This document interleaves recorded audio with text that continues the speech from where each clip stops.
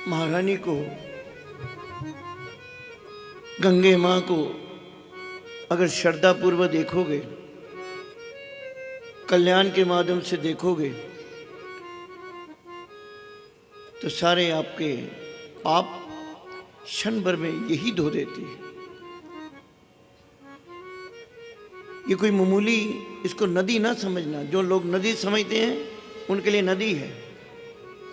जो इसे माँ समझते हैं, इसके गुणों को जानते हैं, श्रद्धा से अगर इसमें स्नान किया जाए तो ये पापों को धो सकती है। ये यहाँ की नहीं है, ये स्वर्ग से आई है। नारायण के चरणों से आई है। इसका वास नारायण के चरणों का है। सगर राजा एक हुए हैं, रामचंद्र जी के कुल से हैं। शुरू से हवन यज्ञ कर रहे थे,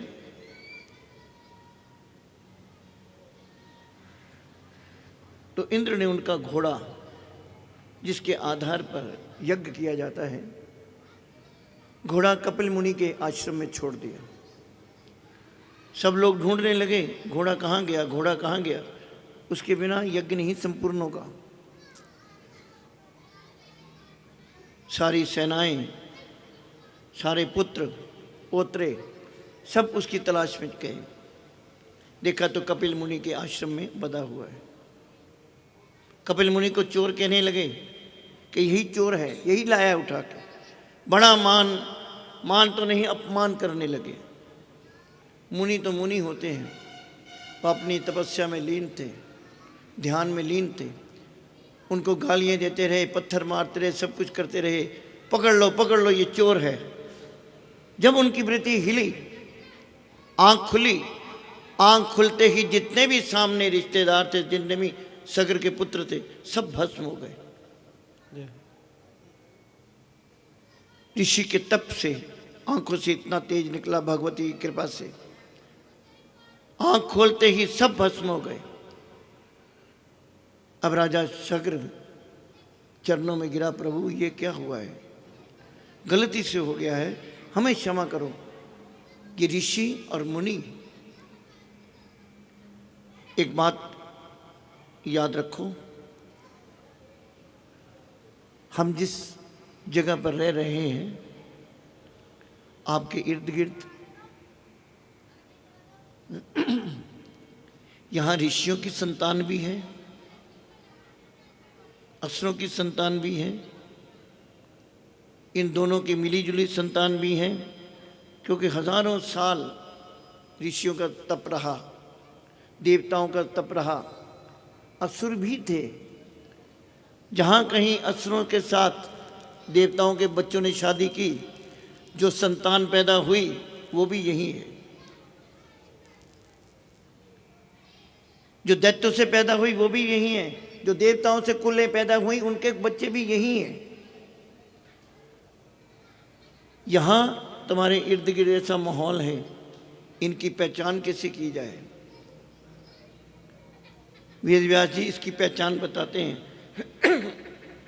असुर कौन है, देवताओं की अंश कौन है, ये मिली जुली चीज कौन सी है। ऋषियों की संतान क्रोधित होगी, मगर क्षमा करने पर, क्षमा याचना करने पर क्षमा भी कर देंगे।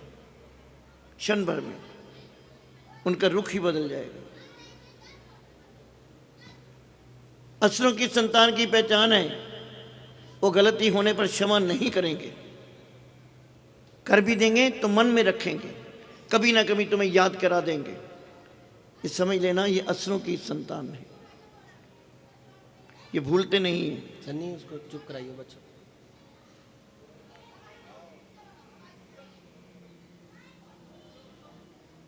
देवताओं की संतान होती है, आपने क्षमा मांगी, उनसे क्षमा का मतलब है कि दिल से ही निकाल देना। अगर दोबारा आदमी कहता भी है, प्रभु जी मुझसे ये गलती हुई थी, आपने क्षमा किया था, कौन सा, उनको याद भी नहीं रहता। इसे कहते क्षमा। ये नहीं है कि 10 साल बाद 15 साल बाद मैं तुम्हें याद करा दूँ, याद करो तुमने पहले भी गलती की थी, मैंने तुम्हें क्षमा किया था। समझ लेना ये ऋषियों का संतान नहीं है। इसने आज भी मेरी गलती को बांध रखा है, कहीं ना कहीं छुपा रखा है, और थोड़ा सा उकसाने पे बदला भी ले सकता है। ये आसुरी शक्तियों की पहचान है। ये भूलते नहीं है, नेगेटिव को नहीं भूलते, ऋषि उपकारों को नहीं भूलते, ऋषि पुत्र उपकारों को नहीं भूलते। किसी का उपकार हो सारी जिंदगी अपने सर पर रखते हैं। जो दोगली चीज है, जहां ऋषियों ने राक्षसों से शादी कर ली या राक्षसों ने ऋषियों के कन्याओं से शादी कर ली, उनकी औलाद क्या है? वो क्षण भर में बहुत अच्छे होंगे, क्या बात है, क्योंकि उनमें देव शक्ति जाग उठती है। थोड़ा सा होने से आसुरी शक्ति जाग उठती है। पूतना जब भगवान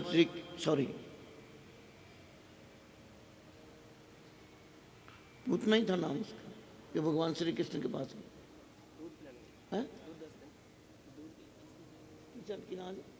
पूतना ही नाम था। पूतना जब गई भगवान श्री कृष्ण के पास, बच्चे के पास, अपने स्तनों पर जहर लगाया हुआ था। जब कृष्ण को देखा, कृष्ण को देखा, तब याद आया, नहीं नहीं तो बड़ा कोमल है, इसको क्या मारना है। ये भाव उसमें क्यों आ गए? यही पूतना राजा बलि की बेटी थी, असुर कुल से हैं, आसुरी शक्तियां हैं। यही राजा बलि की बेटी थी। जब वामन अवतार आए, छोटा सा कद था, बहुत सुंदर था, बड़ा तेज था उनके चेहरे पर। ये पूतना ने तब इच्छा प्रकट की थी, काश कि ये मेरा बेटा होता तो मैं इसको अपना दूध पिलाती, अपने स्तनों से इसका दूध पिलाती, काश ये मेरा बेटा होता। इतना सुंदर लग रहा था वामन अवतार, क्योंकि भगवान के अवतार थे, नारायण के अवतार थे। याद आ गई वो बात, क्यों कि वो संस्कार जाग उठे, ऋषियों के देवताओं के संस्कार जाग उठे। फिर याद आ गया, नहीं नहीं, इसने मेरे पति का, मेरे पिता का सारा राज्य छीन लिया था इस नारायण ने, इसे मैं नहीं छोड़ूंगी। यानी कि एकदम देव भाव बदल गए। एक स्थान में देव भाव जाग रहे हैं, दूसरे स्थान पे आसुरी शक्तियां जाग रही हैं, नहीं नहीं इसको मारना ही। ये आसुरी शक्तियों का प्रभाव है, मिला जुला प्रभाव। ये आप पहचान सकते हैं। आदमी की जुबान से पता चल जाता है कि ये आसुरी व्यक्ति है या देवता तुल्य है। देवता तुल्य हमेशा क्षमा कर देगा, बात को भूल जाएगा, आपकी बात मान लेगा। मुनि थे, प्रार्थना की, महाराज ये क्या हुआ, मेरी कुलों की कुलें नष्ट हो गई, कोई उपाय बताइए। दयालु थे, इसका एक ही उपाय है सगर, बताइए महाराज मैं करूंगा। किसी तरह तुम स्वर्ग से गंगा जी को ले आओ, जब गंगा जी का प्रवाह इनसे बहेगा सब ठीक हो जाएंगे, जिंदा हो जाएंगे। सगर राजा ने वो लाशें वहीं रहने दी, नहीं छेड़ी, जल चुकी थी, स्वाहा हो चुका था। तप करने लगे, भगवती नहीं प्रकट हुई। दूसरा बेटा मंगल, उन्होंने तप किया अगले साल मरने के बाद सगर की, भगवती तब भी नहीं आई। 3 युगों तक, 3 जन्मों तक, 3 पीढ़ियों ने यही प्रार्थना की कि महारानी आओ, नहीं आई। नारायण को तरस आया, जाओ गंगा तुम जाओ धरती पे, क्या करूंगी, लोगों के पाप क्षीण करो, इनको जगाओ। ठीक है महाराज, मैं पाप क्षीण करने के लिए चली जाऊंगी, आप मुझे ये बताइए ये सब लोग कूड़ा करकट मुझ में डाल जाएंगे, सारे पापों को मैं समेटती फिरूंगी, मेरे पापों को कौन नष्ट करेगा, मेरी गंदगी कौन सफा करेगा। तो हरि ने कहा आप चिंता मत करो, जब जब भी कोई भक्त, कोई महापुरुष, कोई ऋषि तुम में स्नान करेगा, तेरे तीरे अपने सारे पाप धुल जाएंगे। कहते हैं, इतिहास कहता है कि जब भारद्वाज ऋषि जाते थे, स्नान करने की इच्छा से जाते थे, तो गंगा मैया 21 सीढ़ियां ऊपर आ जाती थी अपने आप ऋषियों के पांव छूने के लिए। अब प्रश्न उठा, अगर मैं चली गई तो मेरा प्रवाह कौन समेटेगा, मैं सीधी पताल में चली जाऊंगी, पृथ्वी में इतना दम नहीं है। ब्रह्मा जी ने भगीरथ को समझाया कि तू शिव उपासना कर, क्योंकि नारायण का, विष्णु का और शिव का बड़ा महत्व है, एक दूसरे के एक ही रूप हैं, उनके चरणों से निकलेगी ये शिव ही समेट सकते हैं। शिव उपासना की भगीरथ ने, भगवान शंकर को प्रसन्न किया। गंगा जी आना चाहती हैं, आ जाएंगी? बोले बाबा ने कहा हाँ जी। जब गंगा का नाम सुना, भगवान शंकर तो सब जानते थे कि उनके चरणों से निकली है। भगवान शंकर ने और कहीं नहीं, अपने सर पर रखा। गंगा जी को इतना सम्मान दिया। अरे देवता लोग अपने सर पर रखते हैं और तुम तो गंगा जी को ऐसे समझ रहे हो जैसे नदी चल रही है। भगवान शंकर ने अपने सर पर स्वीकार किया, क्योंकि ये नारायण के चरण हैं।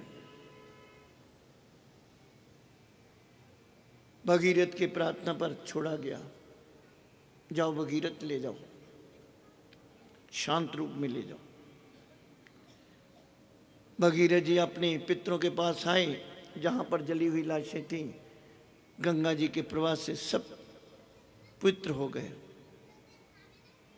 सब स्वर्गलोक में पहुंच गई। ऐसी गंगा जब भी जाओ, सब भी जाओ, एक स्नान करने का तरीका है जो ऋषियों ने बताया है। गंगा जी में पांव रखने से पहले गंगा जी को जल को लो, अपने सर पर चढ़ाओ, पहले अपने सर पर रखो, उसके बाद कदम रखना अंदर। किसी का सम्मान करना सीखो।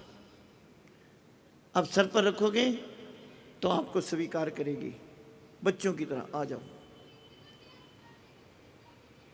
गंगा जी के तट पर सब ऋषि मुनि, सब देवता प्रार्थना कर रहे थे, हे मां प्रकट हो, हे मां हमारी रक्षा करो।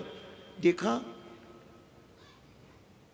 तो पार्वती महारानी गंगा जल में स्नान करके बाहर निकली।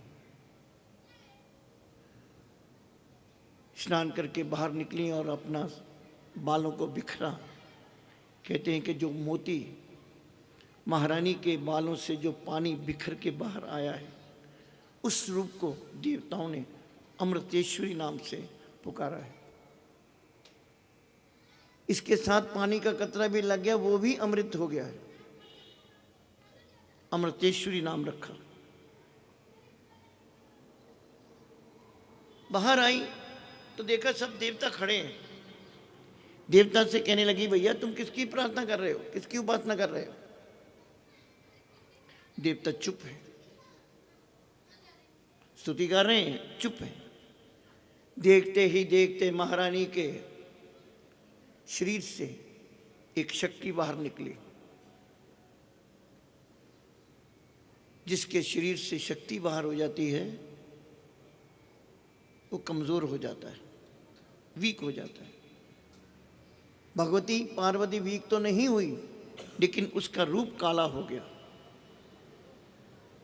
महापार्वती का रूप बहुत सुंदर है, बाहर निकलते ही काला हो गया। वो सामने जो शक्ति खड़ी है वो पार्वती से कह रही है कि ये सब मुझे ध्या रहे हैं। इसका भाव समझो आप। हमारे तुम्हारे लिए बड़ा रहस्य है। पार्वती को खुद नहीं पता कि ये कौन है। पार्वती को खुद नहीं कहा ये शक्ति मेरे अंदर थी। वो कहती है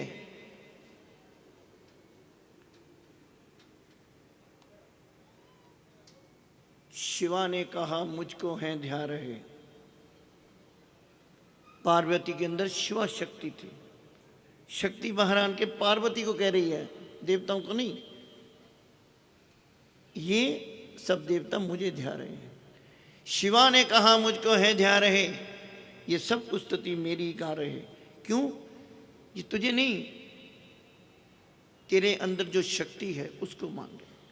कोई व्यक्ति अगर तुम्हें प्रणाम करता है, तुम्हारे पास आता है, तुम्हारे पास आना चाहता है, वो तुम्हारे शरीर से लगाव नहीं है, तुम्हारे गुणों से लगाव है।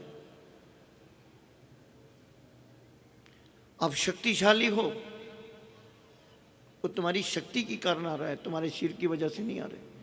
तुम कल कमजोर हो जाओ, कोई नहीं आएगा। तुम्हारे आगे हाथ फैला रहा है, पैसे मांग रहा है, कुछ मांग रहा है, क्यों? कि तुम धनी हो, धन की शक्ति तुम्हारे पास है। कल तुम गरीब हो जाओ, कोई तुम्हारे पास आएगा भी नहीं। यानी कि ये शक्ति की उपासना करते हैं। हर व्यक्ति तुम्हारे अंदर जो गुण है, जो कला है, उसको पूजते हैं। बिरजू महाराज दुनिया के माने हुए नृत्य करने वाले हैं। उनकी इंटरव्यू एक दफा मैंने सुनी। वो कहने लगे लोग हमारी इज्जत करते हैं, पांव छूते हैं, बड़ा प्रशंसा करते हैं, आशीर्वाद लेते हैं कि आप महाराज क्या नृत्य करते हो, आप में क्या कला है। ब्रिज महाराज की मैंने खुद सुनी है इंटरव्यू। कहते वो मेरी नहीं, मेरी कला की इज्जत कर रहे हैं। शरीर की करते, जब मैं जवान था तो भी करता था नृत्य, आज मैं बूढ़ा हो गया हूं तो भी मेरी इज्जत करते हैं लोग। मेरी नहीं, शरीर, इसका मतलब शरीर की नहीं, मेरे अंदर जो कला है। तुम अपनी कला को कायम रखना तो इज्जत बनी रहेगी। शरीफ हो, शरीफ की कला बनाए रखना तो तुम पर लोग विश्वास करेंगे। तुम्हें नहीं, तुम्हारी कला को इज्जत कर रहे हैं। बिरजू महाराज कहते हैं इतने लोग हमारी तारीफ करते हैं, पांव छूते, सब कुछ करते हैं, आज तक कोई हमसे ये नहीं कहा कि हमारी बेटी को कलाकार बना दो, ये कला सिखाओ। सीख भी लेते हैं कि शौक के लिए, आगे नहीं बढ़ना चाहते। यानी कि हमारी कला को बदनाम भी करते हैं और हमारी कला को पूजते भी हैं। यानी कि गुणों को पूजा जाता है, इंसान को नहीं। शक्ति कहती है ये तुझे नहीं पार्वती, ये मुझे पूज रहे हैं, मुझे चाहते हैं। धरे शैलपुत्री ने ये दोनों रूप, बनी एक सुंदर, बनी एक रूप। महाकाली जग में विचरने लगी और अम्बे हिमालय पे रहने लगी। अम्बे बहुत खूबसूरत थी, पार्वती का रूप थी, ये पहाड़ों पे ही रही है।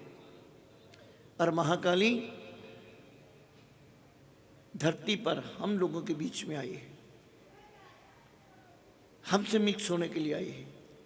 ये जितने जागरण किए जाते हैं शुरू से, आज से नहीं, महाकाली के किए जाते हैं।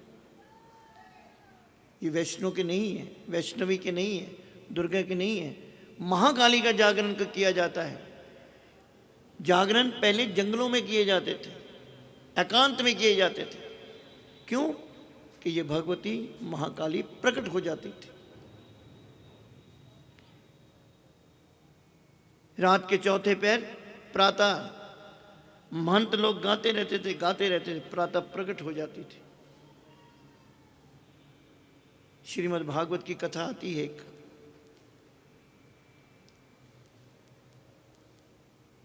एक राजा हुए हैं जिन्हें जड़ भरत कहा गया है।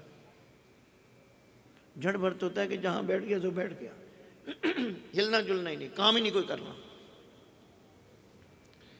जड़ भरत क्यों थे, ऐसे क्यों हुए? उन्हें अपने 3 जन्म याद थे। उन्हें पता था कर्म करने से अगले जन्म में कर्म भोगना पड़ता है। एक हिरण के बच्चे को पालते पालते मरते समय हिरण की याद रह गई, अगले जन्म में हिरण बनना पड़ा। हिरण वो भी याद रहा, ब्राह्मण कुल में पैदा हो गए। अब पता चल गया कर्म करने से अगले जन्म कर्म मिलता है। आपको भी ये ज्ञान है, आज का किया हुआ कर्म कल को भोगना है, तो मैं कर्म करता ही नहीं, करता ही नहीं, जड़ भरत। भगवती का जागरण हो रहा था। उस जमाने में बलि दी जाती थी।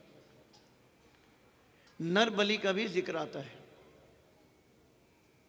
राजा ने कहा कोई हट्टा कट्टा ढूंढ के लाओ, उसकी बलि देनी है सुबह। जड़ भरत को पकड़ के ले आए, एक जगह पर बैठे थे मस्त होके, शरीर अच्छा था। कहा यही इसी को ले चलते हैं। चलो भैया चलो जी, मस्त थे, कर्म कोई करना नहीं है, माल मूत्र भी यहीं फेंक देते थे वहीं, ना हाथ धोने ना कुछ करना, नहाए नहाए नहीं नहाए तो ना सही, कर्म ही नहीं करना। पकड़ के ले गए। भद्रकाली की उपासना हो रही थी। जिसको बलि देनी होती है पहले उसको नहाया जाता है, उसको नहलाया, बड़े खुश हुए, बड़े खुश हुए। कई सालों बाद आज मुझे नहाया गया और तुम लोग नहा रहे हो, कोई साबन मल रहा है, कोई कुछ कर रहा है, कोई कुछ कर रहा है, क्योंकि सुबह बलि देनी है। फिर खाना खिलाया जाता है, बलि देने वाला भूखा ना हो। खाना खाया, भैया ये सब क्यों खिला रहे हो? किसी ने कहा कल तुम्हारी बलि होगी भद्रकाली के आगे। वाह माँ क्या बात है, मैं तो रोज मरने के लिए तैयार हूं, इतना अच्छा खाना तेरे नाम से, ये तेरा प्रसाद है। खा लिया, रज के खा लिया। सुबह उन्होंने लेकर आ गए, सेरा गले में डाया, तिलक लगाया, नाच गाना होने लगा कि आज इसकी बलि होगी। सारा दिन संकीर्तन होता रहा। रात को बलि का वक्त आया, बड़ा प्रसन्न है, देख रहा है माँ मैं खुश हूं, मेरा जन्म सिद्ध हो गया कि मैं तेरा भोजन बनूंगा, तेरा भोजन बनूंगा, मुझे और क्या चाहिए। बैठ गए आराम से। जल्लाद बुलाया गया, तलवार उठाई। तलवार जब जोर से मारने लगे तो भद्रकाली प्रकट हो गई, बाजू पकड़ लिया, रुक जा, मेरे भक्त की बलि नहीं हो सकती। जितने लोग थे, जितने महंत थे, भद्रकाली प्रकट हुई, सबकी गर्दनें उड़ा के नीचे रख दी। बलि तुम्हारी होगी, इस मेरे भक्त की नहीं होगी। और भक्त को कुछ नहीं पता, वैसे ही बैठा हुआ है, देखता है अभी तक मेरी गर्दन कायम है, गर्दन कटी नहीं। देखा तो सामने भद्रकाली आंसू बहा रही है। अरे तो बेटा तू इतना भोला है, तुझे पता ही नहीं है क्या करने वाले थे। जो लोग आत्मसमर्पण करते हैं, जो भगवती के लिए ही जीते हैं, भगवती के लिए ही मरते हैं, जी करदा है जीवन नू तेरे लिए, तेरी खातिर मरन नू जी करदा। अगर मैं तेरे लिए जीता हूं, मुझे मरने को भी जी चाहता है। भद्रकाली कहने लगी, महाकाली का रूप लेके चलने लगी। अचानक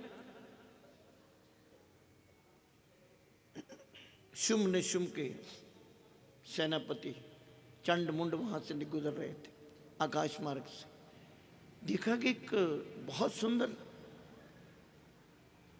और अम्बा हिमालय पे रहने लगी और शेर पर सवार है। ये सुंदरी हमारे राजा को मिलनी चाहिए, राजा ही हकदार है। शुम्भ ने शुम्भ को जाकर कहा, महाराज आपके लिए एक गिफ्ट लाए हैं। राजा बनते फिरते हो, इतनी धन दौलत बेकार है। अगर तुम्हारे घर में कोई सुंदरी नहीं है, कोई पत्नी नहीं है, घर कैसे बसेगा? शुम्भ निशुम्भ बड़े उत्सुक हुए, कौन है? अरे सिंह पर सवार है। आज तक मैंने कोई स्त्री नहीं देखी कोई सिंह पर सवार हो, आदमी नहीं होता। वो इतनी लड़की सुंदर है। शुम्भ कहने लगा, तेरा भ्रम है। चंडमुंड से कहते, तुम्हारा भ्रम है। नहीं महाराज, आप देखिए, नहीं हम पर यकीन, किसी को भेजिए। ठीक है, अपना दूत भेजा, जाओ उसे समझाओ और हमारे बारे में बताओ।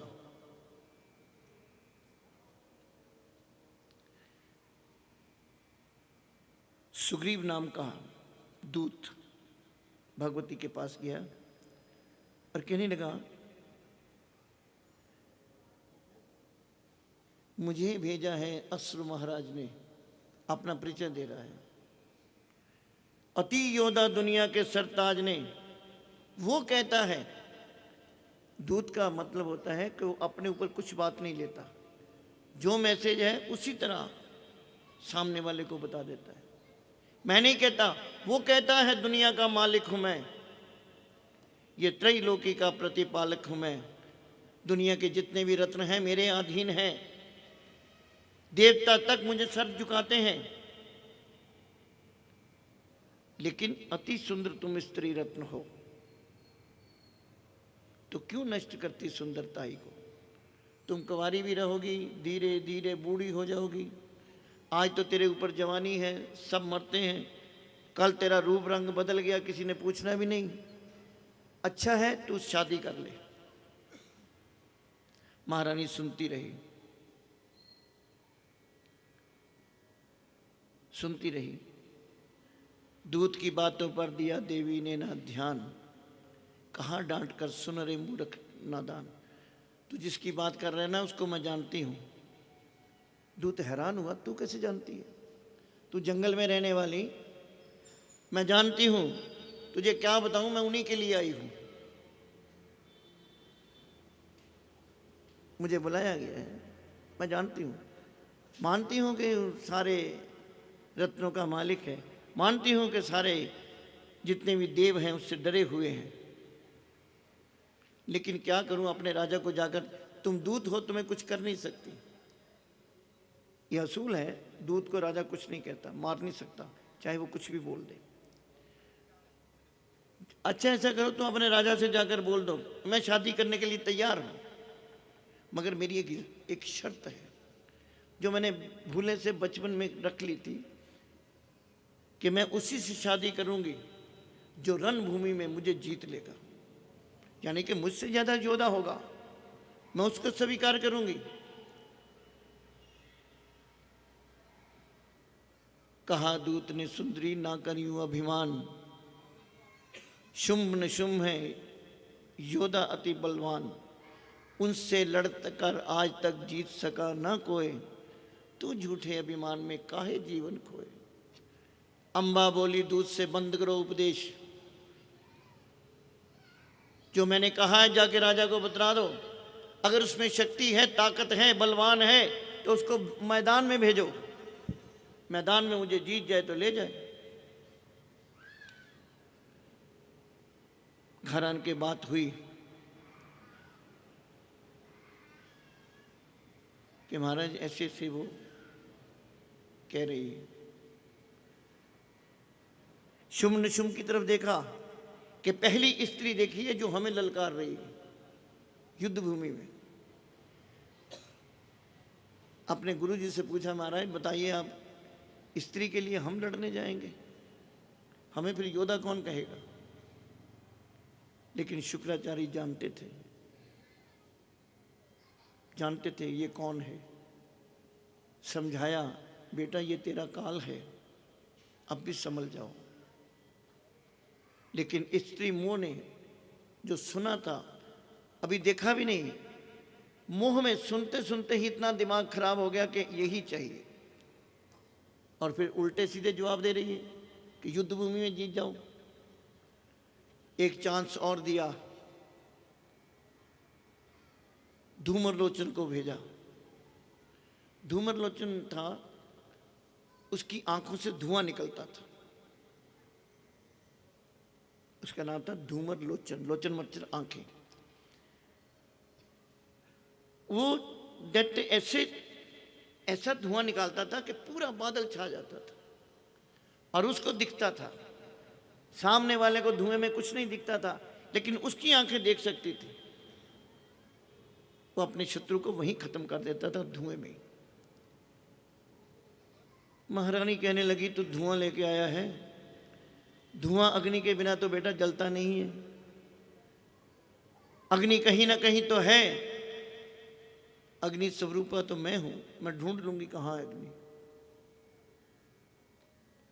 भागवती ने कुछ नहीं, अपने अंदर से अग्नि प्रकट करके एक हुंकार दी, फूंक मारी, धूमर लोचन वहीं स्वाहा हो गया। जो आंखें से धुआं निकलता था सब शांत हो गया।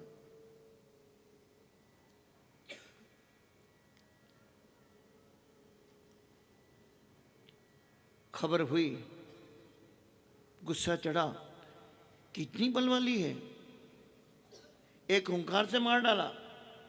उठने लगा तो चंड मुंड कहते, बैठिए महाराज, हम किस लिए, चिंता मत करो, हम लाते हैं।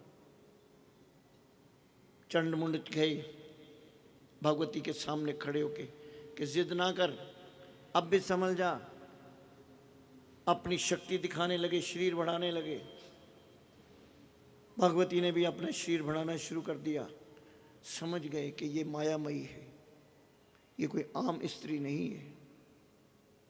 हम इसको अपना प्रदर्शन दिखा रहे हैं, ये हमसे भी ज्यादा दिखा रही है। युद्ध हुआ। भगवती ने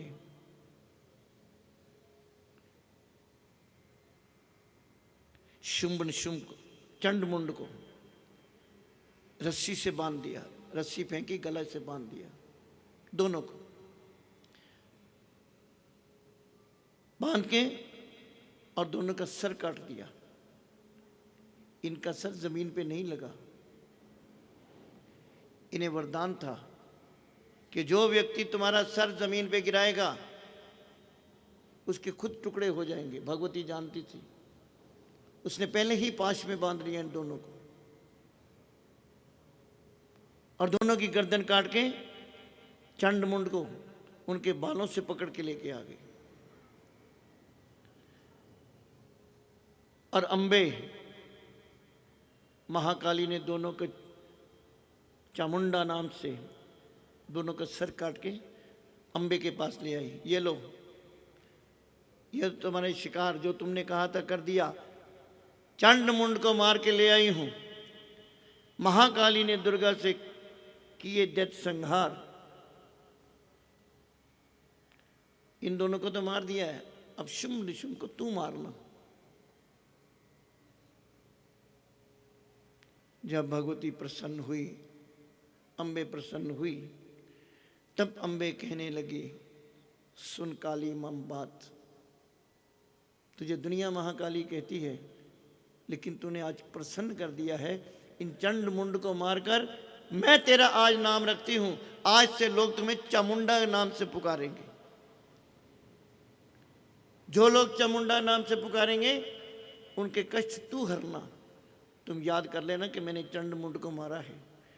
और ये भक्तों लोगों के जो चंड मुंड विनाशकारी इनके शत्रु हैं, चाहे शरीर के अंदर हैं या बाहर हैं, चाहे वो बीमारी रूप में हैं, चाहे वो क्लेश रूप में हैं, उनको तू ही मारेगी। दुनिया के क्लेश तू ही मिटाएगी। जो श्रद्धा विश्वास से सप्तम पढ़े अध्याय, महाकाली की कृपा से संकट सब मिट जाए। चंड मुंड को जब मार दिया तब खलबली मच गई। ये योद्धा नहीं मर सकते थे, ये कैसे हो गया? अंदर से शुंभ निशुंभ समझ गए कि ब्रह्मा जी ने हमसे पूछा था स्त्री के बारे में तुम्हें क्या ख्याल है। ये हमारा काल है।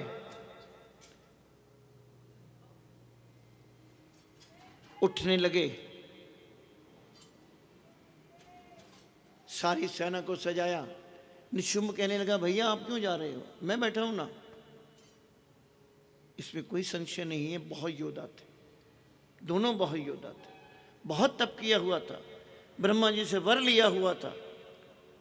कॉन्फिडेंस से कहता, आप बैठिए भाई साहब, मैं जाता हूं, 2 मिनट में लाता हूं।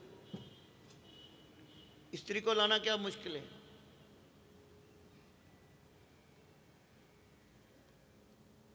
युद्ध भूमि में गया, चारों तरफ जब देखा, उसका ओरा बहुत ज्यादा है।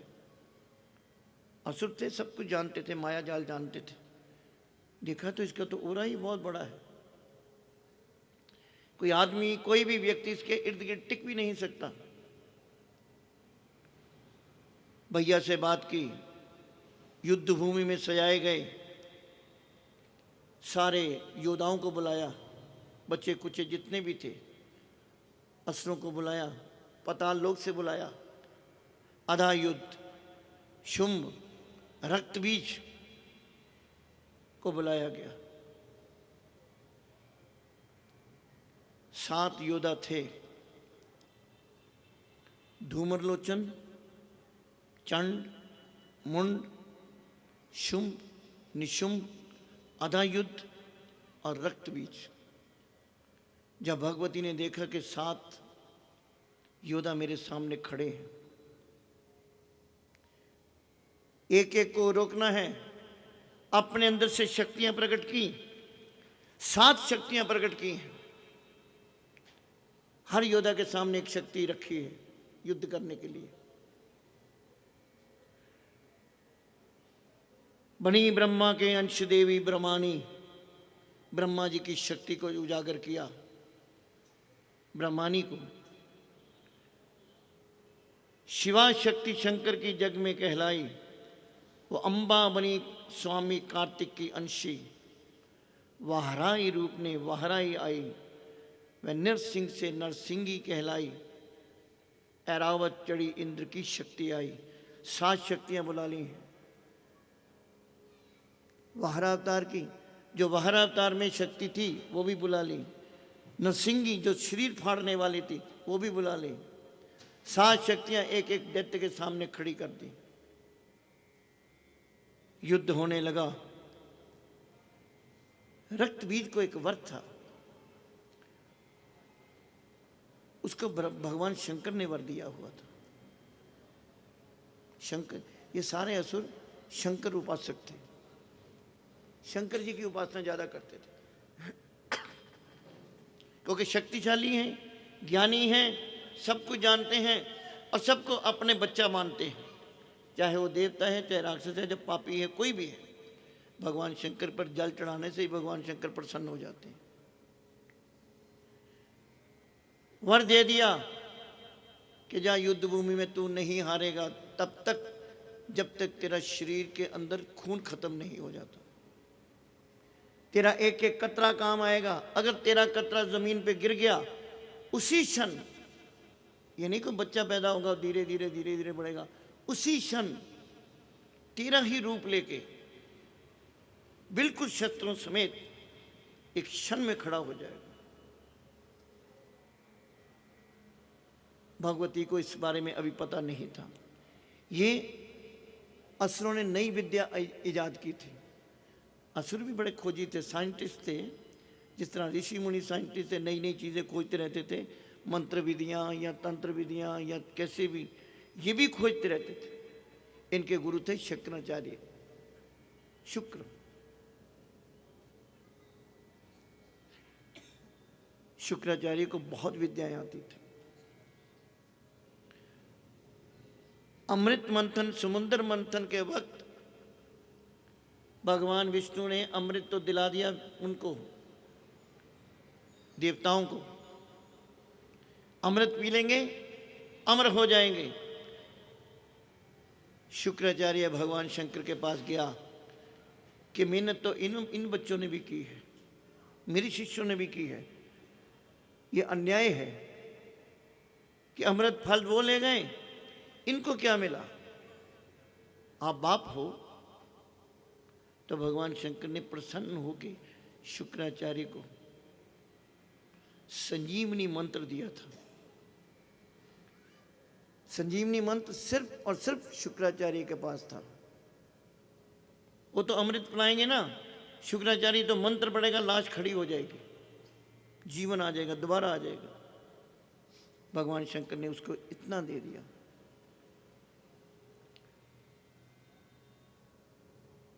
युद्ध भूमि हुई, युद्ध भूमि में युद्ध होने लगा। महाविष्णु की शक्ति ने सुदर्शन चक्र चला के उस पर प्रहार किया। बाजू पे लगा, खून बहा, खून बहने लगा। खून गिरते ही जितने कतरे गिरे थे उतने ही असुर सैकड़ों की तादाद में खड़े हो गए। जहां जहां खून गिरता है वहां प्रकट हो जाते हैं, हजारों की तादाद में हो गए। अब मारे किस किस को? ये सारे आर्टिफिशियल थे, ओरिजिनल तो एक ही था। ये सब आर्टिफिशियल पैदा होते गए, मगर इनमें शक्ति उतनी ही थी। ये बढ़ती हुई सेना देखी जभी तो घबरा गए देवता भी सभी। विकल हो गई जब सभी शक्तियां, तो चंडी ने महाकालिका से कहा। चंडी प्रहार कर रही है, चंडी का है, विनाश कर सकती है, खंडा चला सकती है, मगर खून नहीं पीती। उन्होंने अपनी ही शक्ति को याद करके महाकाली को याद किया। महाकाली चाहे तो पूरे ब्रह्मांड को अपने अंदर ले जाए।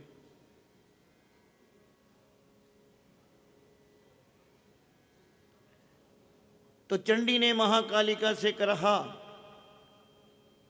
अगर इसका यही सिद्धांत है कि खून का कतरा जमीन पे गिरेगा, तो हम ऐसा करते हैं कि इसका खून जमीन पर गिरने ही नहीं देते। चंडी ने महाकाली से कहा, तुम अपनी जीवा का इतना विस्तार करो कि इसका एक भी कतरा जमीन पे नहीं गिरना चाहिए।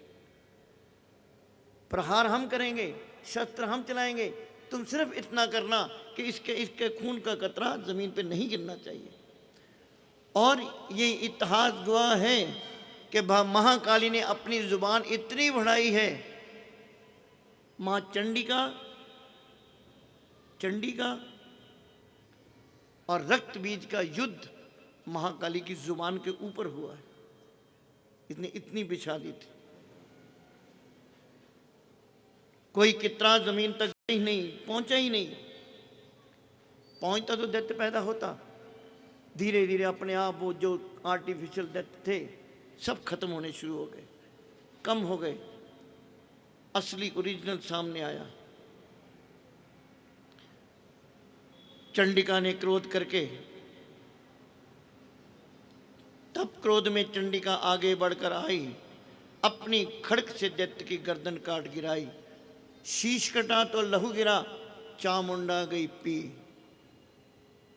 रक्त बीज के रक्त से सके न निश्चर जी। मैं इसलिए दुर्गा स्तुति की लाइनें पढ़ रहा हूँ। ये सब कुछ, सारा इतिहास, सारे रहस्य इसी दुर्गा स्तुति में छुपे हुए हैं।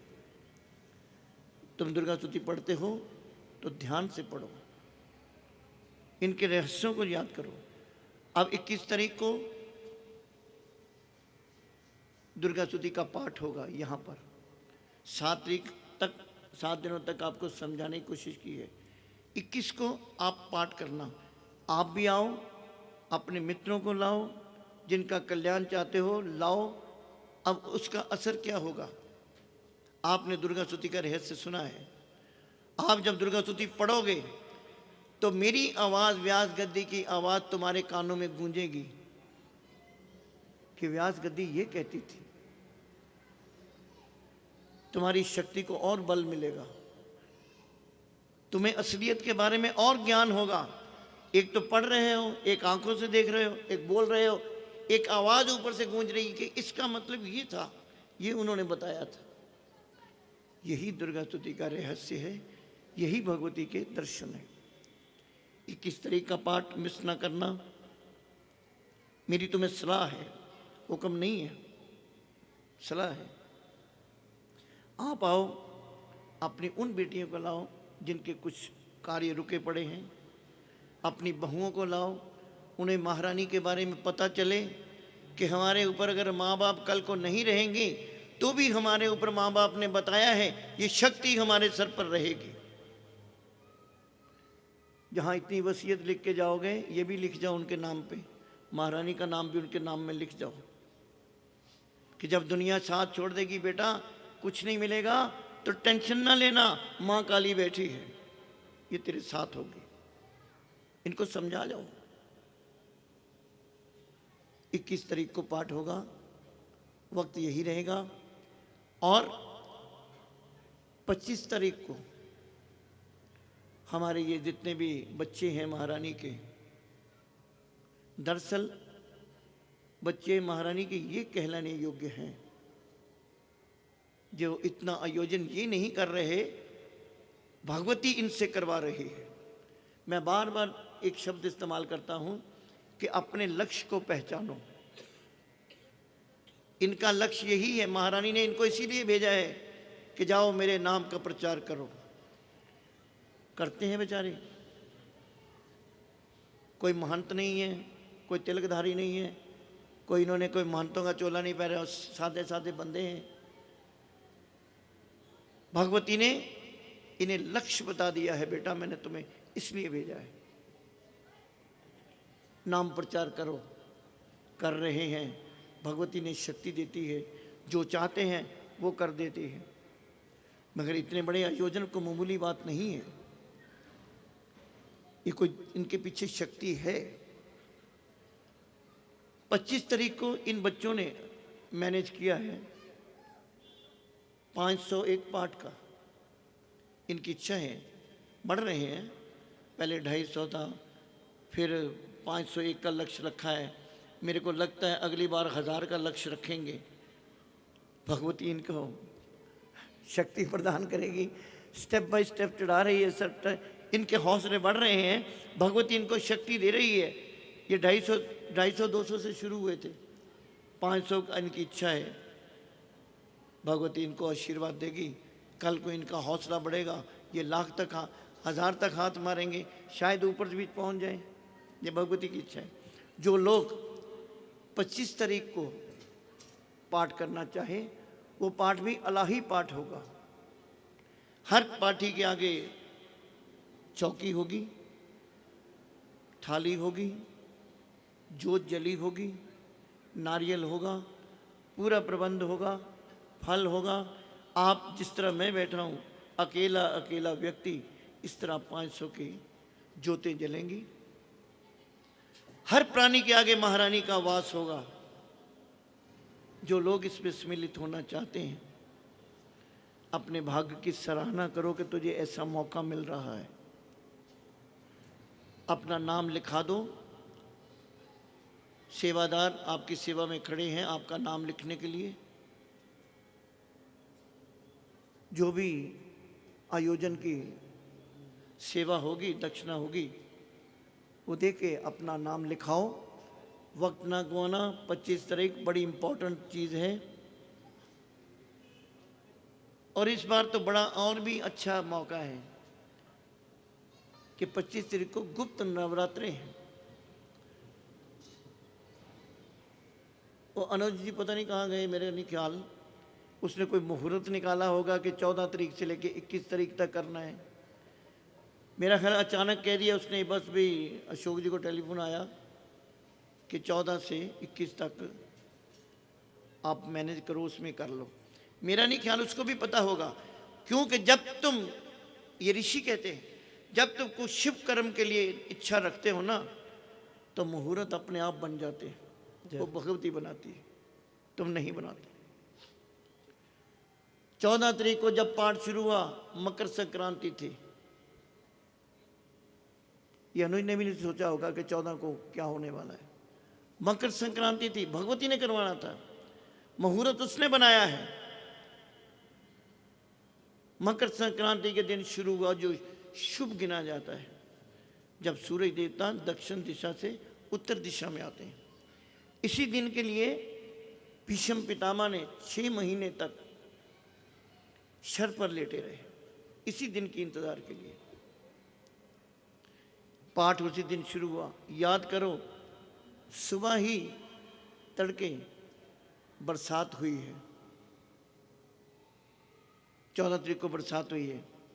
कोई भी अनुष्ठान पर पहले बरसात हो जाए, एक दिन पहले बरसात हो जाए, बहुत शुभ गिनी गई है।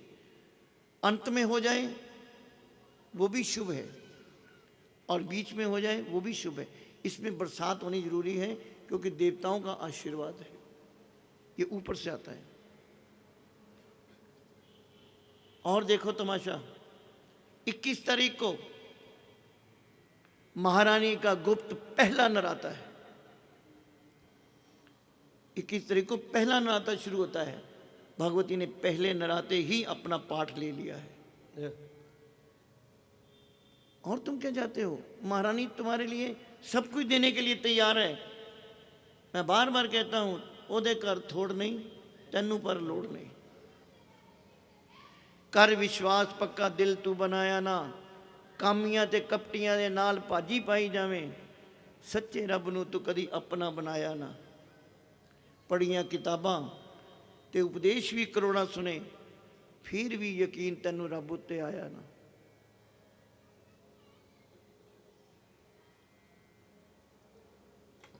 रक्त बीज का वध हुआ, हाहाकार मच गई।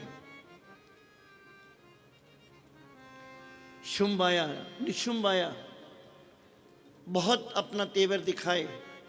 बड़ी सेना इकट्ठी हुई। भगवती ने ब्रह्मानी की तरफ निगाह की कि इन्हें हम हाथ से नहीं मारना चाहते, तो आई है तो अपना जलवा दिखा। ब्राह्मणी ने मंत्र पढ़ फेंका उन पर नीर, मंत्र शक्ति का प्रदर्शन किया है। ऋषियों के मंत्रों का, ब्राह्मणों के मंत्र का भगवती ने स्वागत किया है, प्रदर्शन किया है, दिखाया है कि मंत्र में कितनी शक्ति है। मंत्र पर फेंका उन पर नीर, भस्म हुई सेना तभी देवन बांधा धीर। सेना सहित निशुंभ का हुआ रण में संहार, त्रैलोकी में मच गया मां का जय जयकार। जयकार।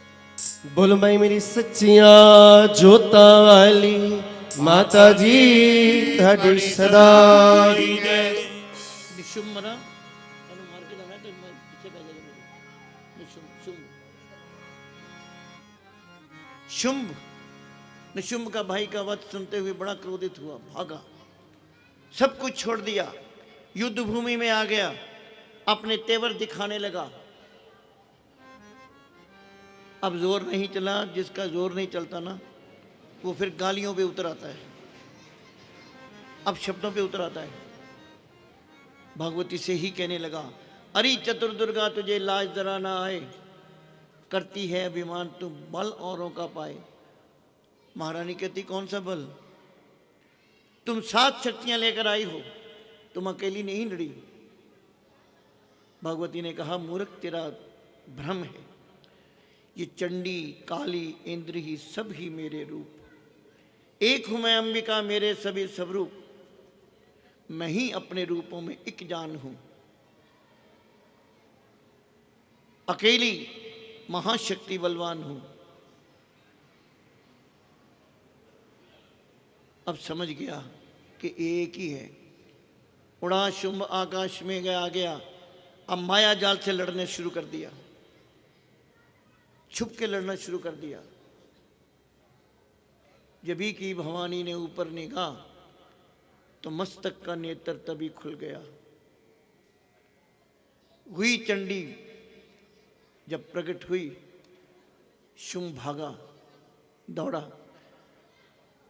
भगवती ने सबसे पहले उसका दायां बाजू काटा है, जहां से शस्त्र चला रहा था। फिर भी नहीं हारा, योद्धा था, ऐसा नहीं कमजोर नहीं था, योद्धा था, बड़ा तपी था, बड़ा बलवान था। एक काटा है, बाएं हाथ से खंडा लेकर दौड़ा, भगवती ने दूसरा बाजू भी काटा, तो भी नहीं हारा, टांगों से लड़ना शुरू कर दिया, उछल उछल के कूद रहा है। भगवती ने दोनों टांगे काट दी, जमीन पे गिर गया, मुंह से गालियां ही दे रहा है, मंत्रों का उच्चारण कर रहा है, तांत्रिक विद्या का प्रयोग करना चाहता है। ये तांत्रिक विद्या सब जानते थे, माया सब जानते थे। भगवती ने देखा कि इसकी जुबान से गर्मी प्रकट हो रही है, क्योंकि मंत्रों में तो शक्ति है। आखिरकार भगवती को इसका सर काटना पड़ा कि यहाँ दुष्ट असुरों का माने संहार। सभी देवताओं ने किया जय जयकार, खुशी से वो गंधर्व गाने लगे, नृत्य करके माँ को रिझाने लगे, चमन चरणों में सर झुकाते रहे, वे वरदान मैया से पाते रहे। शुम्भ निशुम्भ का वध हुआ, भगवती की जय जयकार हुई। जयकारा मरण चंडीदा, बोले साचे दरबार की जय। आज का प्रसंग यही विश्राम देते हैं। शुम्भ निशुम्भ का वध भगवती ने किया। पाठ जब भी करना, एक चीज को याद रखना, जब भी 5वां अध्याय शुरू करो, चंड मुंड का, रक्त बीज का, शुम्भ निशुम्भ का वध करके ही अपने उस आसन से उठना। लोग करते हैं एक एक पाठ, एक अध्याय कर लिया दूसरा अध्याय, गलत है। शांति नहीं मिलेगी, क्योंकि जब तुम भगवती को याद करते हो ये उजागर होती है, उठती है। अगर वे उठती है तो असुर भी उठते हैं। किसको मारना है? अभी निशुम्भ को मार के चले जाते हैं। शुम्भ ने सारी रात मुझे नहीं सोने देना था, आपको नहीं सोने देना था, इसलिए शुम्भ का भी वध करना पड़ा। आप भी जब भी पाठ करो, ये नियम है, नियम है, ये विधि है कि शुम्भ निशुम्भ का वध करके ही भगवती के आगे प्रणाम करना है। कल 11वां अध्याय करेंगे। अब अशोक जी छोटी सी महारानी के प्रति भेंट, उसके बाद आरती होगी। भूल माई मेरी सच्चियां जोता वाली माता जी थोड़ी सदा ही जय। उच्चे उच्चे वंदरा वाली माता जी थोड़ी सदा ही जय। चिंतपूर्ण चिंता दूर करने वाली माता जी थोड़ी सदा ही जय। जय करा मां काल का रानी का, बोल साचे दरबार की जय। बोल काल का माई की जय। बोलो कलकत्ते वाली की जय। सब लोग दूसरा करो।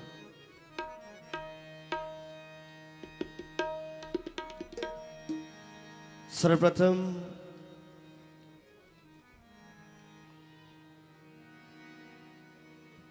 हाथ जोड़कर सब लोग भगवती को सर्वप्रथम नमस्कार करेंगे। उसके बाद व्यासपीठ जी का धन्यवादी होते हुए हाथ जोड़कर सब लोग व्यासपीठ जी को भी नमस्कार करेंगे, क्योंकि इन भगवती की वाणी वेद व्यास जी के ही द्वारा प्रकट होती है।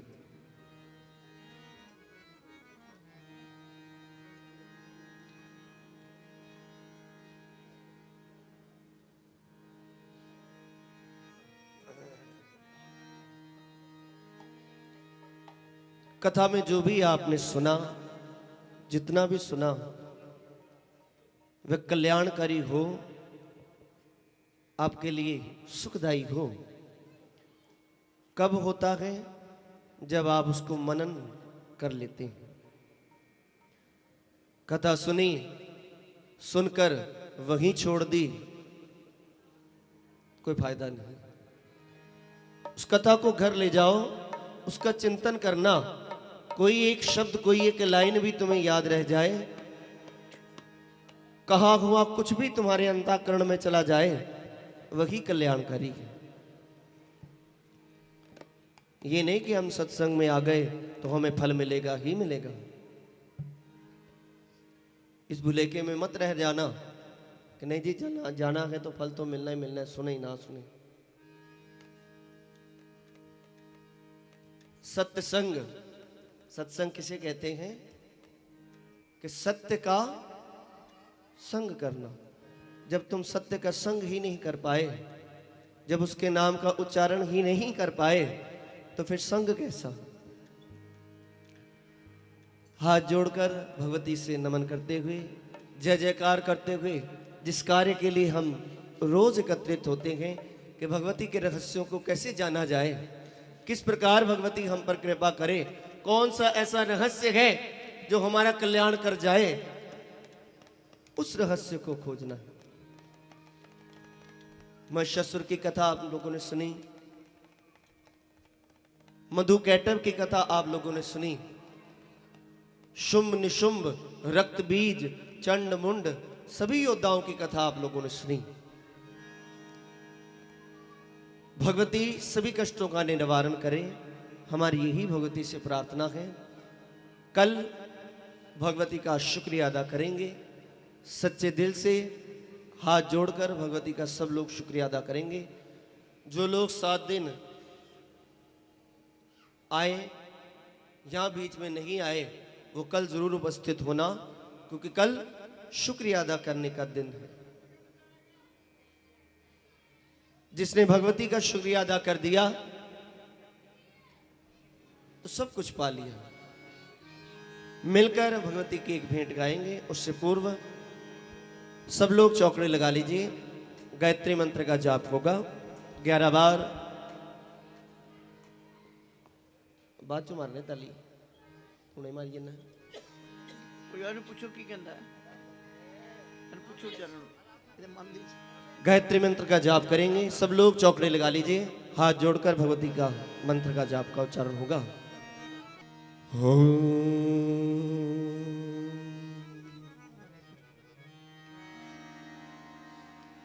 ओम भूर्भुवस्सः तत्सवितुर्वरेण्यं भर्गो देवस्य धीमहि धियो यो नः प्रचोदयात्। ओम भूर्भुवस्सः तत्सवितुर्वरेण्यं भर्गो देवस्य धीमहि धियो यो नः प्रचोदयात्। ओम भूर्भुवस्सः तत्सवितुर्वरेण्यं भर्गो देवस्य धीमहि धियो यो नः प्रचोदयात्। ओम भूर्भुवस्सः तत्सवितुर्वरेण्यं भर्गो देवस्य धीमहि धियो यो नः प्रचोदयात्।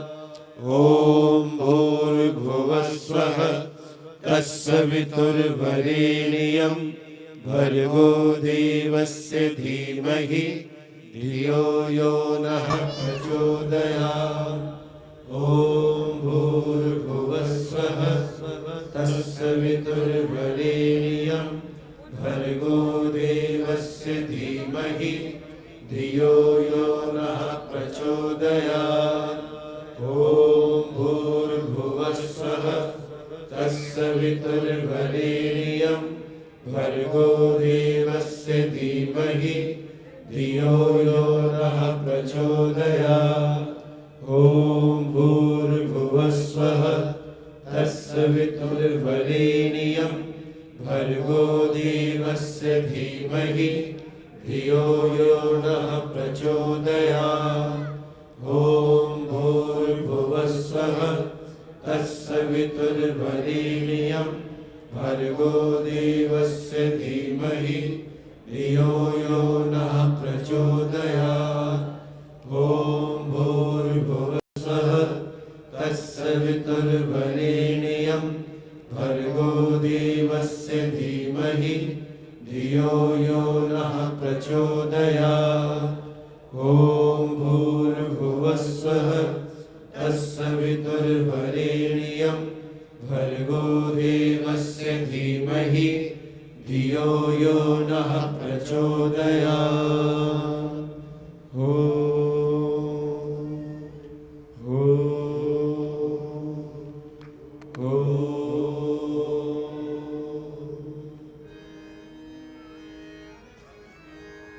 जय कराम काल का भाई जी का बोल साचे दरबार की जय। जय कराम गायत्री महारानी का बोल साचे दरबार की जय।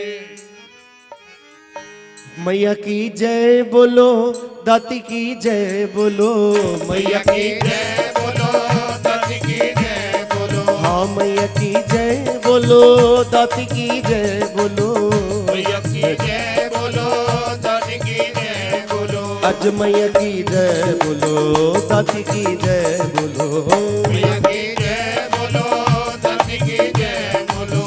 मैया की जय बोलो, दाती की जय बोलो। हाँ मैया की जय बोलो, दाती की जय बोलो, मैया की जय बोलो, दाती की जय बोलो।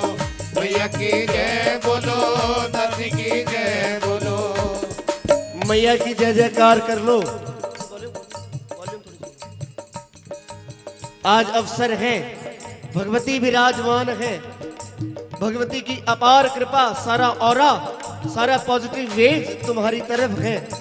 भगवती की जय जयकार कर लो। कोई एहसान नहीं कर रहे। अगर तुम कहो कि कोई एहसान कर रहे हो भगवती का नाम लेकर, तो कोई एहसान नहीं है। कोई एहसान नहीं है कि उसके दर पर आते हो, उसे कोई फर्क नहीं पड़ता। तुम आओ तो भी ठीक है, ना आओ तब भी आरती होगी, तब भी घड़ियाल बजेंगे, तब भी जय जयकार होगी उसकी। लेकिन कोई एहसान नहीं है। तू आया तो क्या,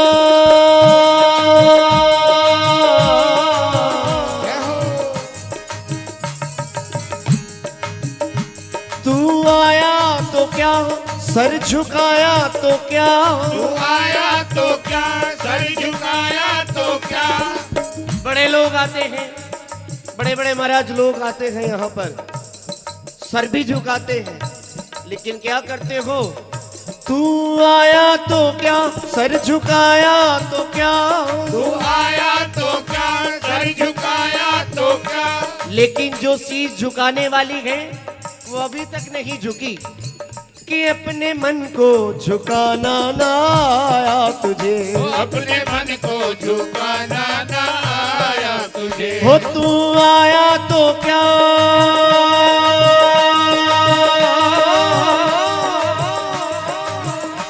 तू आया तो क्या, सर झुकाया तो क्या, तू आया तो क्या, सर झुकाया तो क्या। अपने मन को झुकाना ना आया तुझे, वो अपने मन को झुकाना ना आया तुझे। गीत गाया तो क्या, गीत गाया तो क्या, जग रिझाया तो क्या, गीत गाया तो क्या, जग रिझाया तो क्या। बड़ा सुंदर भजन गाते हो, रोज भवन पर आते हो, भक्त हो, कमाल है।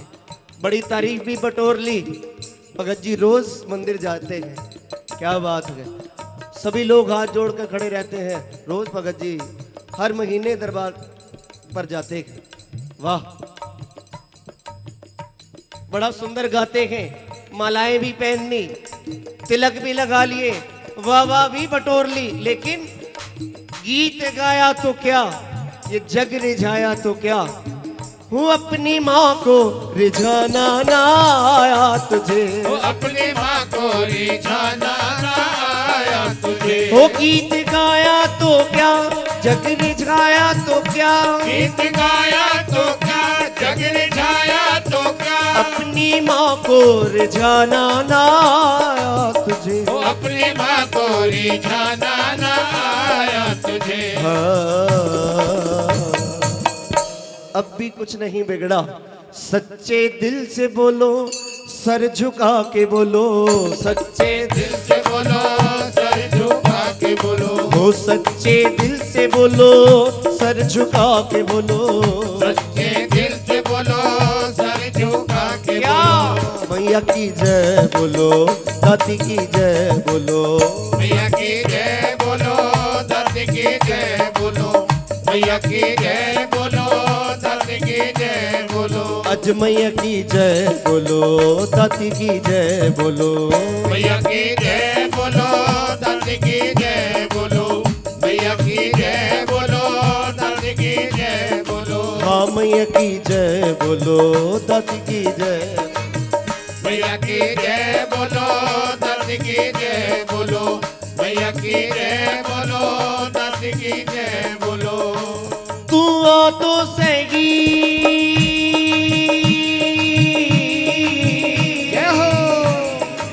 हो तू आ तो सही, प्यार पा तो सही, दुआ तो सही, प्यार बातो सही। कभी आओ तो सही मेरी माँ से मिलने। क्या है इस दर पे कि तू आ तो सही, प्यार पा तो सही, दुआ तो सही, प्यार बातो सही। बागे फैला के तुझको बुलाती है माँ, बाहें फैला के तुझको बुलाती है माँ। वो माँ है अपने बच्चों को बुलाना जानती है, बागे फैला कर बैठी है, आ तो सही तू गले तो लग। लेकिन हम चाहते ही नहीं, हम उस भाव से आते ही नहीं। आए भी पॉजिटिव, आए भी, लेकिन माहौल देखकर फिर नेगेटिव हो गए।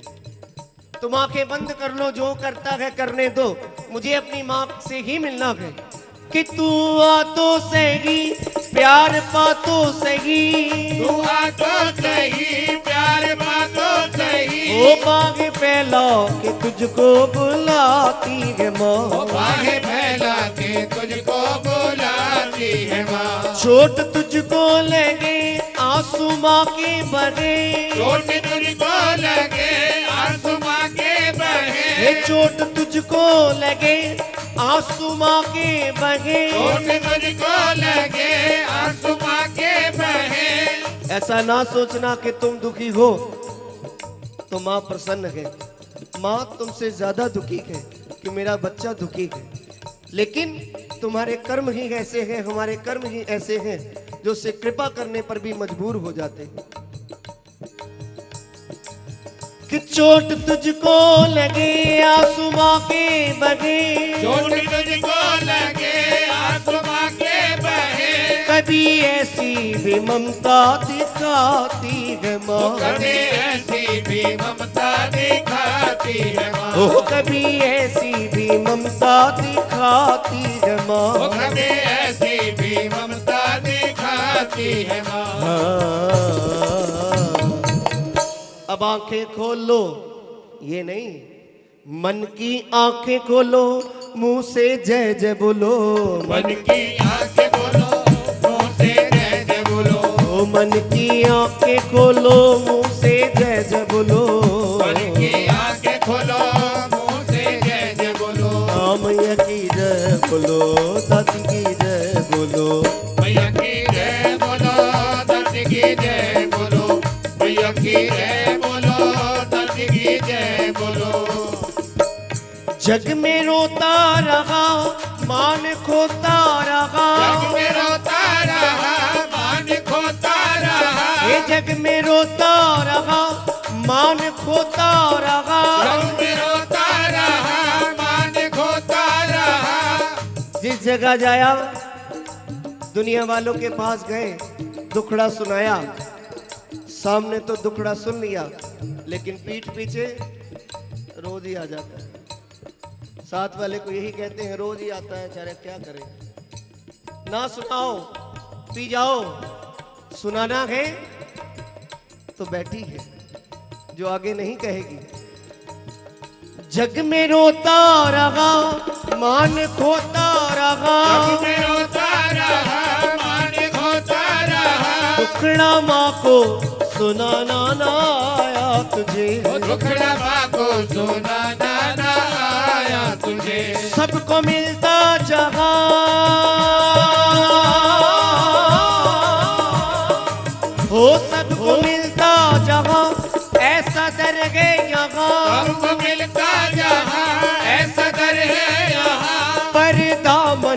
फैलाना ना आया तुझे, ओ परे दामन फैलाना ना आया तुझे, ओ परे दामन फैलाना ना आया तुझे, ओ परे दामन फैलाना ना आया तुझे। भक्तों के संग बोलो मुंह से ये ही बोलो, भक्तों के संग बोलो मुंह से ये ही बोलो, आज भक्तों के संग बोलो मुंह से ये ही बोलो, भक्तों के संग बोलो मुंह से ये ही बोलो। आओ मैया की जय बोलो, दादी की जय बोलो, मैया की जय बोलो, दादी की जय बोलो, हाँ मैया की जय बोलो, दादी की जय बोलो, हाँ मैया की जय बोलो, दादी की जय बोलो, मैया की जय बोलो, दादी की जय बोलो, मैया की जय बोलो, दादी की जय बोलो। श्रद्धा से चलो हो, श्रद्धा से चलो माँ के दरबार में, श्रद्धा से चलो माँ के दरबार में, उसके चरणों में जाकर झुकाएंगे सर, उसके चरणों में जाकर झुकाएंगे सर, हाथ सर पर मेरे जो भवानी का हो, हाथ सर पर मेरे जो भवानी का हो, फिर जमाने से कौशल को कैसा है डर, फिर जमाने में कौशल को कैसा है डर, वो फिर जमाने से कौशल को कैसा है डर, फिर जमाने से कौशल को कैसा है डर। याद रखना जिंदगी में कभी ना मन से डोलो, प्यार से तुम भी बोलो, कभी ना मन से डोलो, प्यार से तुम भी बोलो, वो कभी ना मन से डोलो, प्यार से तुम भी बोलो, कभी ना मन से डोलो, प्यार से तुम भी बोलो। आओ मैया की जय बोलो, दादी की जय बोलो, मैया की जय बोलो, दादी की जय बोलो, मैया की जय बोलो, दादी की जय बोलो, आज मैया की जय बोलो, दादी की जय बोलो, मैया की जय बोलो, दादी की जय बोलो, हाँ मैया की जय बोलो, दादी की जय बोलो, मैया की जय बोलो, दादी की जय बोलो, ओ मैया की जय बोलो, दादी की जय बोलो, मैया की जय बोलो, दादी की जय बोलो, आज मैया की जय बोलो, दादी की जय बोलो, मैया की जय बोलो, दादी की जय बोलो, मैया की जय बोलो, दादी की जय बोलो, ओ मैया की जय बोलो, दादी की जय बोलो, मैया की जय बोलो, दादी की जय बोलो, हाँ मैया की जय बोलो, दादी की जय बोलो, मैया की जय बोलो, दादी की जय बोलो। शेरा वालिए मैनू तेरा ही सहारा, तेरा वाली ये मैनू तेरा ही सहारा।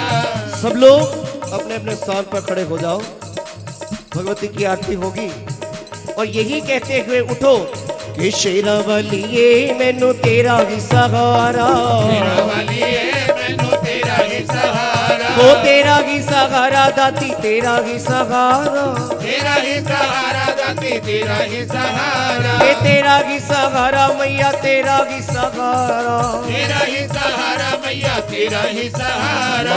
मेहरा वालिए मैनू तेरा ही सहारा, तेरा वाली ये मैनू तेरा ही सहारा। पहाड़ा वालिए मैनू तेरा ही सहारा, पहाड़ा वाली ये मैनू तेरा ही सहारा। ओ तेरा ही सहारा, तेरा ही सहारा, तेरा ही सहारा, मैनू तेरा ही सहारा। ओ तेरा ही सहारा, तेरा ही सहारा, तेरा ही सहारा, मैनू तेरा ही सहारा। पहाड़ा वालिए मैनू तेरा ही सहारा, पहाड़ा वाली ये मैनू तेरा ही सहारा। मालाटा वालिए, जोता वालिए, ओ मेघरा वालिए, ओ मेघरा वालिए मैनू तेरा ही सहारा, तेरा वाली ये मैनू तेरा ही सहारा। ओ शेरा वालिए मैनू तेरा ही सहारा, तेरा वाली ये मैनू तेरा ही सहारा। ओ शेरा वालिए मैनू तेरा ही सहारा, तेरा वाली ये मैनू तेरा ही सहारा। ओ मेघरा वालिए मैनू तेरा ही सहारा,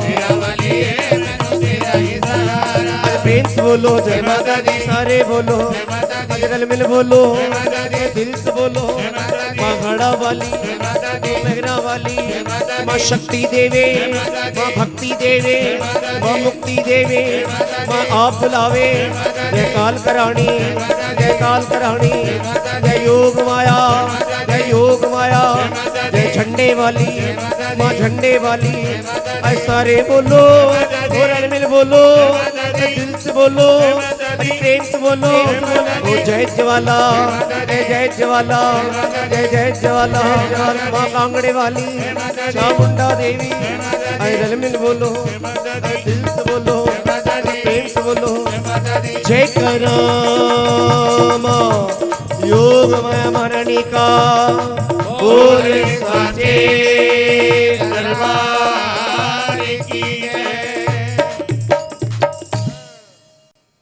रानी की सभी रूपों की किस प्रकार व्याख्या की कल हम व्यासपीठ जी के माध्यम से सुनेंगे। किस प्रकार शुक्रिया अदा करना चाहिए, किस प्रकार भगवती के सन्मुख बैठना चाहिए, किस प्रकार का मन रख के बैठना चाहिए और मन रख के किस तरह की इच्छा पूर्ण होती है, ये कल आपको बताया जाएगा। कल समय पर आए, हाथ जोड़कर भगवती की आरती करेंगे।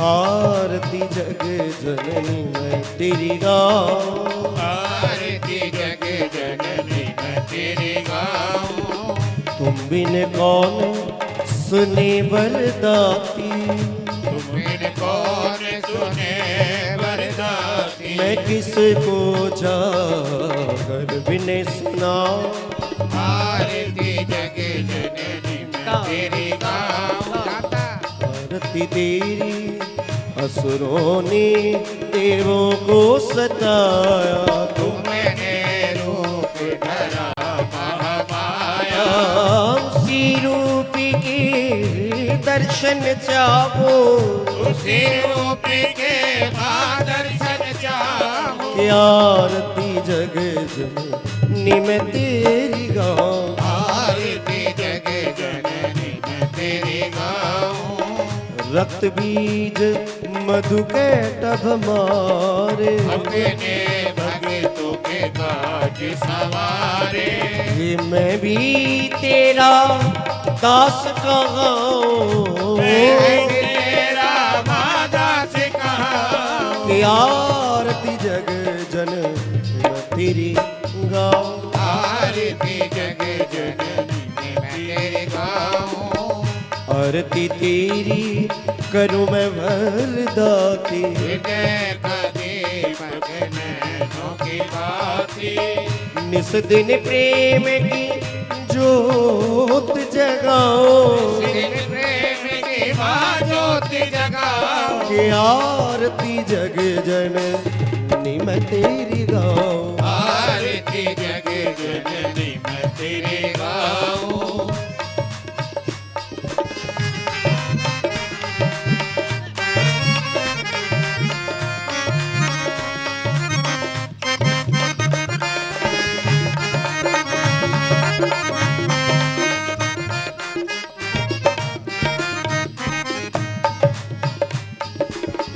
ध्यान भगत तुमरा यश गाया, जिसे ध्याया माँ का फल पाया, मैं भी दर तेरे शीश झुकाऊं, तेरे दरे तेरे शीश झुकाऊं, आरती जग जननी मैं तेरी गाऊं, आरती जग जननी मैं तेरी गाऊं, हे आरती तेरी जो कोई गावे, चमन सभी सुख संपत्ति पावे, आरती तेरी जो कोई गावे, चमन सभी सुख संपत्ति पावे, हे मैया चरण कमल रज चाहो, मैया चरण कमल रज चाहो, हे दात्री मैं तेरी कृपा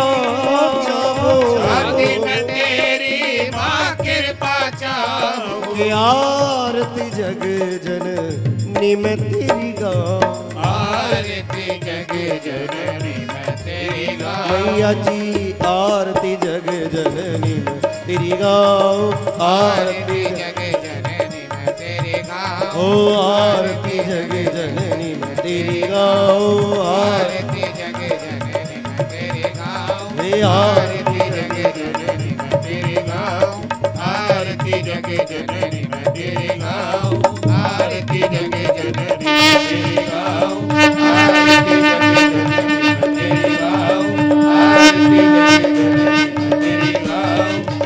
आरती जग जननी मैं तेरी गाऊं आरती जग जननी मैं तेरी गाऊं आरती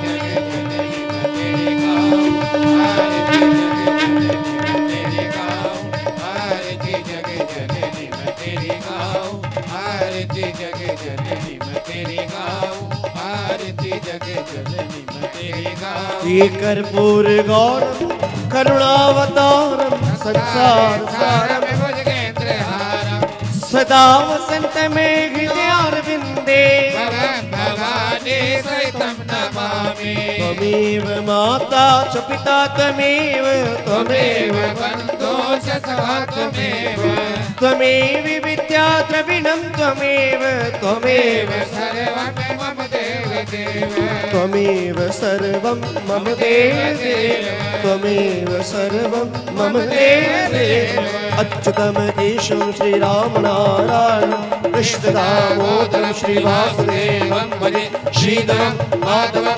गोपिकाय वल्लभं जानकी श्रीरामचन्द्रं भजे रामचन्द्रं श्रीरामचन्द्रं भजे श्रीरामचन्द्रं भजे बोल मैं मेरी सच्चियां जोता वाली माता जी त्वदि सदा ही जय जय करमा ज्वाला रानी का बोल बोल साचे दरबार की जय जय करे वीर बजरंगी हर हर महादेव हरे हर महादेव हरे हर महादेव जय जय श्री राधे जय जय श्री राधे जय जय श्री राधे हरि ओम जगनेन जज्ञामय जन्तदेवा स्थानि धर्माणि प्रथमान्या सन्नः तेहनाकं महिमानः सजन्त यत्र पूर्वे साद्याः शान्तिदेवाः हरिः ओम् राजाधिराजाय प्रसय्य सायिने नमो वयं वैश्रवणाय कुर्महे समे कामान् कामकामाय मह्यं कामेश्वरो वैश्रवणो ददातु कुबेराय वैश्रवणाय महाराजाय नमः हरिः ओम्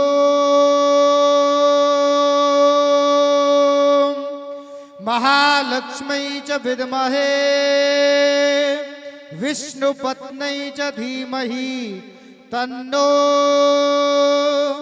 लक्ष्मी प्रचोदयात् हरिः ओम् कात्यायन्यै च विद्महे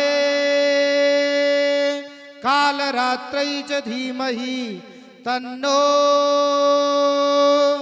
काली प्रचोदयात् हरिः ओम् वाग्वादिन्यै च विद्महे हंसवाहिन्यै च धीमहि तन्नो शारदा प्रचोदयात् नानासुगन्धपुष्पाणि यथा कालोद्भवानि च पुष्पाञ्जलिर्मया दत्तो ग्रहाण परमेश्वरी सुमन सुगंधित पुष्प बहु हो पुष्प वृष्टि अपार, प्रेम सहित अर्पण करें, मात करो स्वीकार। मंत्र पुष्पांजलिम समर्पयामि श्री दुर्गा देव्यै नमः। बोलो साचे दरबार की जयकारा वीर बजरंगी। हर हर महादेव, हर हर महादेव, हर हर महादेव। अब सभी प्रसाद ग्रहण करेंगे और प्रसाद के लिए सभी पंक्तिबद्ध बैठ जाएं और मां भगवती का प्रसाद